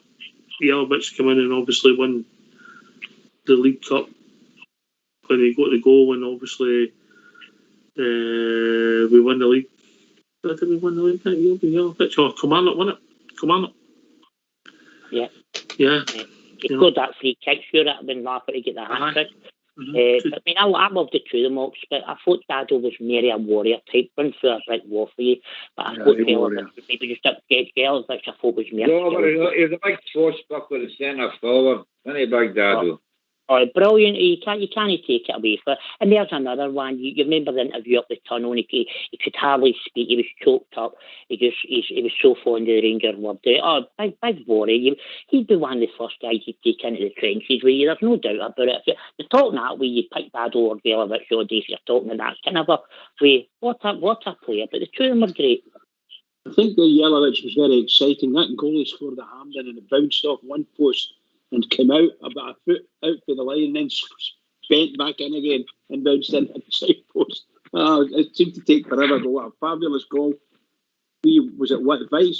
As you say, he took a very quick free kick, set him up. Oh, brilliant. Really exciting. We never mentioned Davy White there, yeah. I meant to mention him. David Smith. What a marvellous player he was. He took over by Baxter.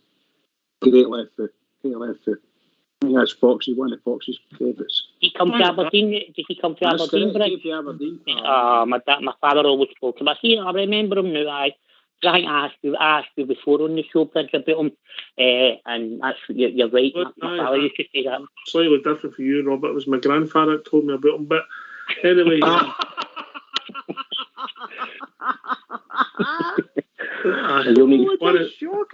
One of the Barcelona Bears, and Dave Smith's, it's quite a tragic story as well, but he's still seen at Ibrox now as well, isn't he? I had the pleasure of shaking hands with him tail end of last season. Foxy say there he's there.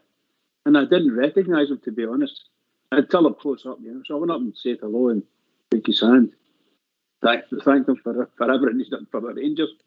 He did a lot for us. Good player. Good career, Maybe should have capped me, That's when caps were worth something, but we're really, really fortunate. You remember Dave Spurgeon tried to give a Jim Baxter this time. Aye. Brunner studies Jim Baxter and he took Jim Baxter's place when Jim Baxter left. So we're all looking at him saying, this is never a Jim Baxter, but a different type of player. Indeed he was, pal. And they're talking about different types of players. I've been joined by Amanda. Evening, Amanda. Good evening, all. I don't think you call me a player. I don't think you could even describe me as a different type of player. No, with the state of either now. But anyway, no, I'm looking forward to Thursday night, I must admit. Okay, always the European games is a wee bit of apprehension, but no, I'm looking forward to getting back to Ibrox again. As I say, I've missed it so much. I just can't wait to get to the next game. Do you know what I mean? Mm-hmm. I understand it. I mean, I think everybody's buzzing Southside. Aye, Amanda, looking forward to Thursday myself, getting down to Ibrox. I think it'll be a quite end-to-end game, mate, Amanda. I think it'll be a game like that. I'm hoping it's no. I'm hoping we can control the game and not give them many chances. But I think it could be quite an open game. As long as we get the win in the end, that's all it matters. As long as we get the win in the end, as you say. But I'm looking forward to it. As I say, I think everybody that's been, going to games for years is just, we're all just desperate to get back. And I think it's just a case of counting down to Flag Day after that as well. Do you know what I mean? It's just, it's a weird one, It's been a weird old couple of years. On Thursday, you've only 3 more nights to Flag Day, Amanda, yeah? Don't know who'll be flying the highest near the flag. Well, I can think of anything a little bit of flag, no me. Oh dear. So, he's all doing okay, guys, aye? Good, yeah, man, right. Jim's having a bad time, Jim Paisley. Aren't you, Jim? Aye, hell of a time. Jim, just keep taking the pills, it helps. What colour are you talking about, Amanda? The blue ones. Right conversation for the right radio station, isn't it? Well, you're certainly not going to be taking any green ones, are you? Anyway, listen, I better go and let more callers come in, but I'll hopefully speak to you. How about you, Amanda? He already knows it all anyway. You're not keeping any secrets that he doesn't already know. Anyway, I'll let you go and let more callers come in, but have a good night, guys, and I'll speak to you all soon, okay? Cheers, Amanda. Bye. She done you there, Jim Bob, did she? Good time. That she always does. Aye. I'm not phoning her again. She knows all my secrets. But she's right. It is a big game, and it's reason that you go there with anticipation. Southside, you go there. Obviously we'll know what the team is. I mean, look at Saturday when you predicted the team. We weren't close due to the circumstances, were we? No, we weren't, mate. And I think it'll be much the same for Thursday night. We could only really guess, but we don't really know. We're just hoping maybe Connor Goldson will be fit. Looking forward to the atmosphere, mate, before the game kicks off. I'm sure the ground will be buzzing. And the team will come out, and we're just hoping we'll get a good start. But it's European football, and hopefully we'll enjoy it. But we're just looking for the win. That's all that matters. And try and go off to a good start, and then maybe put us on to a wee run going forward into the next group of games, because we're going to be playing Thursday, Sundays, 3 games a week. So we're going to have to try and utilise the squad, and hopefully maybe Hadji will come back in time and that, and other players will come back that we're looking for. But just for Thursday night, just get the win, the most important thing, and if we can get a good performance, all the better. Robert? Oh, I'm buzzing. This is only my second game, obviously. It's happened to me, so this will only be my second game this season, unfortunately. And I've had to move my seat as well for the UEFA delegates, so me and Gary's had to move to the club deck. But we've got 2 fantastic seats in the Sandy Garden stand, and I can't wait, because that's me closer with the Rangers, and I'll feel the atmosphere down there better than I would be up in the club deck. So I'm buzzing. And as I said earlier on, this is when the Rangers' backs are up against the wall. That's when you tend to find a performance. And I quite agree with Southside earlier on. I've got a wee funny feeling as well that along with Davis and Kamara, with Scotty Arfield, and he'll move a reebok one up. So I think that's a real possibility. He'll start with Scott Arfield because he's by the energy. So I can't wait up. Just really buzzing for Thursday. I'll be interested to see what the team's going to be. That'll be a big talking point, Jim. Oh, big time. Obviously, I'm working Thursday night, so I'll get part of the game when I get into my work. I'll start the early doors on Thursday. I'm not confident. Listen, nothing each will do me on Thursday. We'll get a price for Rangers, by the way. I think you're talking about, I don't know, 5 or 64. 64. And round about that price, that would day me. There's 64, mate. I think 64. I thought roughly that. Aye. Mm-hmm. I carry a price to tomorrow. Well, listen, I'm not confident because just the way we've been kicking about this season, we've looked even in the weekend there against St Johnstone, we looked dodgy at the back. The big Highlander's injured now. I don't think he'll definitely no play. No, we're central defenders is a worry for me, right? Is Golson going to play? We don't know. Oh, we don't know. It depends what the team is, Ox. We'll go defend well, I think. I think. Aye. Is the cry no defenders, Bridge? That's quite a good one. I've heard that before. It's quite good. There was no defenders. I'm thinking that Goldson will be fit and available for Thursday night, which would be a real boost for us, And let's the manager pick his team out with that. I'm hoping so, and I hope Barisic is a good European player as well. No offence to Barcy or any other player, but I hope that's the case. So you would have Goldson and Balogun centres. Great for me. I like to see Barisic playing again. I think Barisic is an absolute certainty to come back in the team Southside. Yeah, I would think so. No, I would think Bourne will be back. I'd like to have seen it as Richard Gough and John Brown or something tomorrow and Thursday night instead of the defence. I'd be more happy with that. That's a blast for the past. Oh. But aye, mate, the defence will be where it's going to be. We just need to keep the door locked at the back, and hopefully, I think we'll have Alan McGregor back in goals. It's at midfield to front, we should be fine. So it's just about how we play the game, mate. And we've not been in the greatest of form, we know. But there's no to say that we can't go and get a victory on Thursday night. I believe we can, but I just think it could be head-em-scare-em stuff at times. I give that Southside. The bookies have got it very close, Jim. They've got it 64 and 13. We win, Aye. We'll try to price them up. Aye. I wouldn't bet Andy. If Big Golson's playing, I'll find out the team.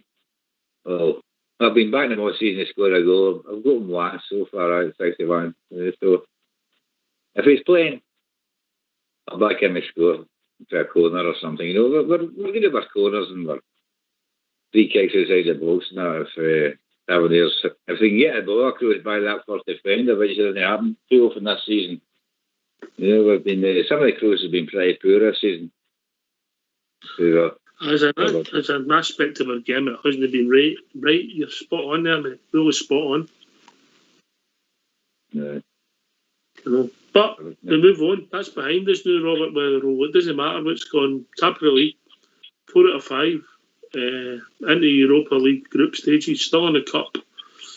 There's a lot to be thankful for. Oh, and definitely, and Stephen Gerrard's the biggest one to be thankful because, as you said earlier on, he's record in Europe and some of the results, Villarreal, the 3 Portuguese teams, Benfica, Porto and Braga, some wonderful results. He's pulled out these 49 games.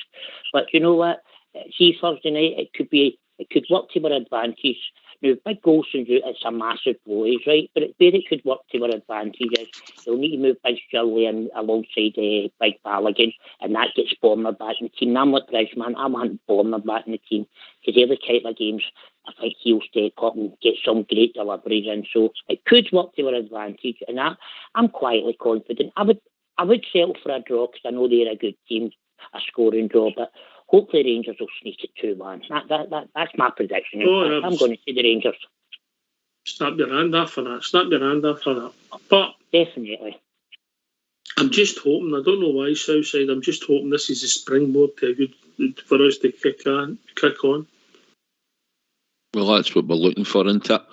We know our team's going to be a bit patchwork, but we're just hoping if we can get the right result and even a half-decent performance. The result's the most important, but we're looking for us to kick on, and then obviously we've got a big day on the Sunday, and it's Motherwell, so we're just looking for a wee bit of a performance, and if we can get a good performance against Leon, I mean, it's a good opposition.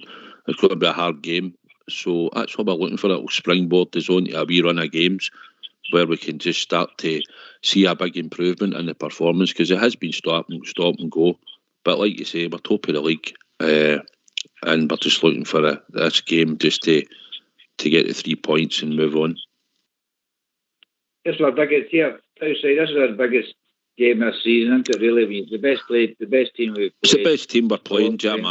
Aye, without question. And obviously, we'd like to try and get our strongest team on the park if possible, and that includes Borna. Aye. Aye. As long as he's here, as long as he turns up, because he hasn't turned up this season as far as I'm concerned. Yeah. I thought he played well against the Tims. But saying that, Big Shirley, I've been really impressed this season.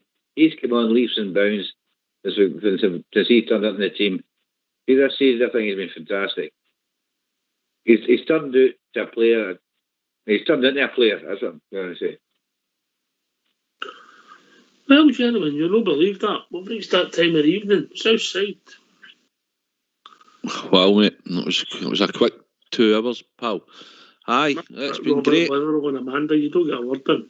I know. It was great. It's been great, mate. Obviously, we're talking about the game and the build-up to Thursday, but it was great to look back as well and have a chat about the players that we've all remembered playing for Rangers in the past. And I just like to thank you. I know it was a late sub for Rudy, but it was enjoyable to be on, mate. I'd like to thank you and also Bridge. We'd like to thank you as well, mate, for taking the time to stone in at short notice, mate. Much appreciated, yeah. No problem at all, pal. Anytime, you know that. We're all here to help out. Yep. What about you, Bridge? Oh, what can I say, by the way? Southside, thank you very much for coming in. Partner me, pal. Partner me. Seriously, that was really good. Can I just say to all the Rangers fans all over the world, and particularly Rangers fans on here on Rangers Radio, everybody was on the show tonight. Absolutely superb. Really good show. Memory lane stuff. Everybody getting close to that biggest game of the season coming up Thursday. Biggest game of the season. Let's go and do it. Keep it going for the Rangers. Everybody keep it going. I thank the callers that come in, Amanda, Jim, Faye Paisley, and the one and only Robert Weatherall. Always a pleasure. Did I miss anybody? I missed somebody. Who came in? I don't think I did. Can I thank Southside and Bridgeman for doing the show, Fox and Old School Blue for doing the technicals, Fox for that lovely melody at half time. Thanks for listening. Please stay safe. Rangers Radio will be back tomorrow night. We'll be joined by the one and only Linda. Take it away, Old School Blue.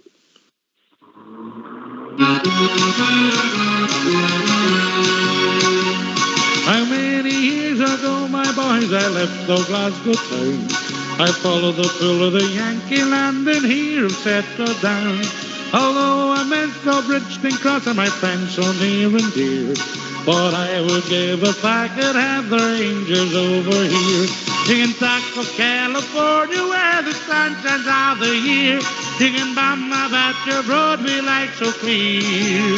But if it would fill my heart with sadness, it would fill my heart with cheer. If we only had the Rangers over here. For they're the finest team in all the land, and I'm sure that you'll agree. To see them win is something grand, it's part of history. For the boys who fear no noise, my lads, and I mean that's quite sincere. What I would give if I could have the Rangers over here. Singing Buck of California, where the sun shines all the year. Singing bum about your Broadway life so clear. But it would fill my heart with gladness, it would fill my heart with cheer. And we only had the Rangers over here.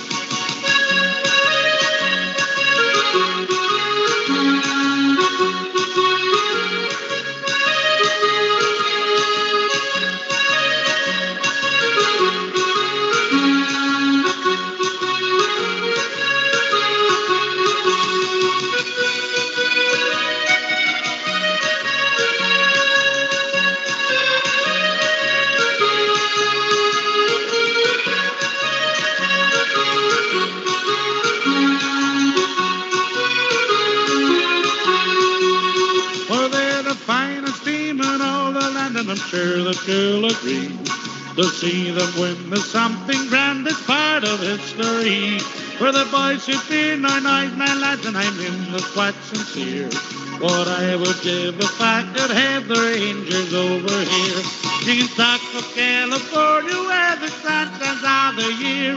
Singing bum about your Broadway life so clear. But it would fill my heart with sadness, it would fill my heart with cheer. And we only had the Rangers over here. And we only had the Rangers over here. And we only had the Rangers over